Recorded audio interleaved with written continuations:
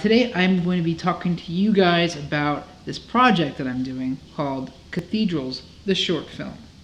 My dog just licked my arm.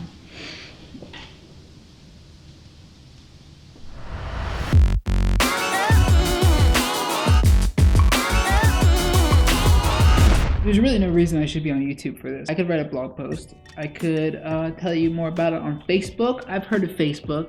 But I realized that if I really wanted to get people involved in making the movie and making the movie happen, because I'm going to be having to launch a Kickstarter soon, I need to just kind of open up a little bit more to people and let them in on my process and the steps I'm taking toward making this movie a reality. And you would think, like, it's just a short film, like, chill out. But, you know, I found that I have struggled branching out of my editing room over the past 8 years or so. And I can fill up a page and it'll be a screenplay. But I realized that if I really wanted to get my screenplays noticed, I need to show that these screenplays can be made into great films, great movies. I just want to write. I started reading this book by Austin Kleon called Show Your Work.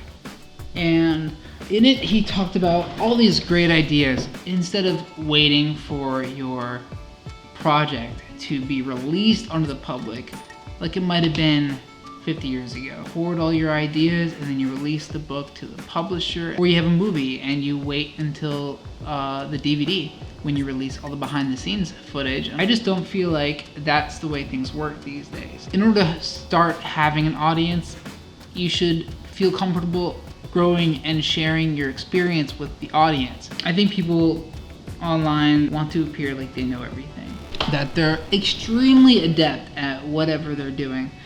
But we know that's not true. It's even more inspiring to see somebody who doesn't know quite what they're doing learn and struggle and see what avenues they take in order to make their dreams become realities. Normally, I would probably keep quiet about this. I would certainly not be posting a vlog on YouTube, but I kind of want to start motivating myself and inspiring others to do what I'm doing, gathering people together, creating art. One of the things that inspired me from the book was to be a documentarian of what you're gonna do. For whatever reason, that allowed me to detach myself from my ego and worrying about what people would think of me about posting and talking about myself. If I just provide an objective look at what I'm doing, I don't have to worry about that stuff. And yet I can still share the process. If you're not enjoying the process, then you're doing the wrong thing. That's not just a cliche. 90% of the time you spend is going to be making something. You're going to have about 10% of your time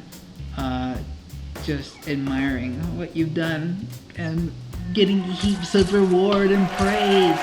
So it makes sense to really make videos not about what the cool shit you've done, but make videos about the cool shit you're doing. So I'm gonna start talking about my influences for Cathedrals, the tools I'm using in order to make it happen. What other cool stuff? I mean, I wrote it down. I got this at Staples for 10 bucks.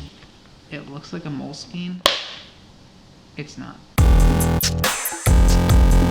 Tool number 1. Non-brand Moleskine. I'm gonna bring in the stories that we're experiencing as we make this film. Not just the stories from my perspective, but from the producers, from actors, everybody involved. I'm not sure what I decided to name this series. We'll know by the time I post it, and I can edit it later. It'll be up there. Maybe we'll call it Making a Short Film.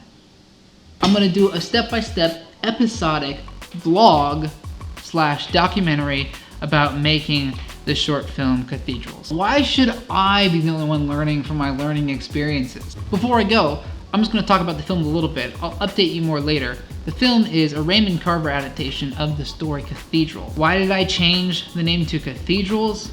Well, because it's a loose adaptation. I've added other characters, the themes have changed. I'm excited about it because we have some really great ideas to elevate it into something more transcendental than entertainment. I've written a little bit about that more on my blog, which you can probably check out in the description. Another thing that I'm excited about this movie for is that we're going to be hiring a blind actor to play the blind character. While that sounds like a no-brainer, it's really rare that disabled actors are actually hired for the roles. A lot of the times, they will hire sighted actors to play blind people. They will hire A-listers to play people with mental handicaps. And this really denies people with disabilities who are still interested in the arts, interested in acting, in writing, and performing these opportunities. The more I had been researching and trying to find a blind actor, just for authenticity's sake, the more I realized this is something that is actually really important,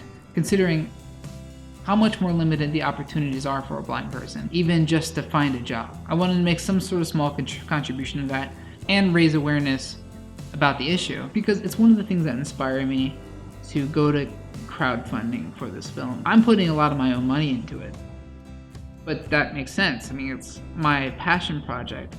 But if I'm going to be asking for more money, then I'd like to know that it's going to cause some good to happen. I don't really have a Kickstarter guru, you know? So I've just been doing a lot of internet research. If anybody wants to see some of the links I've been looking at, I've saved them all, but that is a big rabbit hole, and I'm just getting involved. Tomorrow, we shoot the Kickstarter video. I've borrowed my friend Preston's Blackmagic camera, and that's why this video blog will probably look better than all the other ones. Anyway, thank you so much for watching this part 1 of this Making the Cathedrals movie series. Subscribe to my YouTube page to follow along, or like the Facebook Cathedrals page. I'll definitely post this stuff there. Anyway, thanks a lot, and I love you.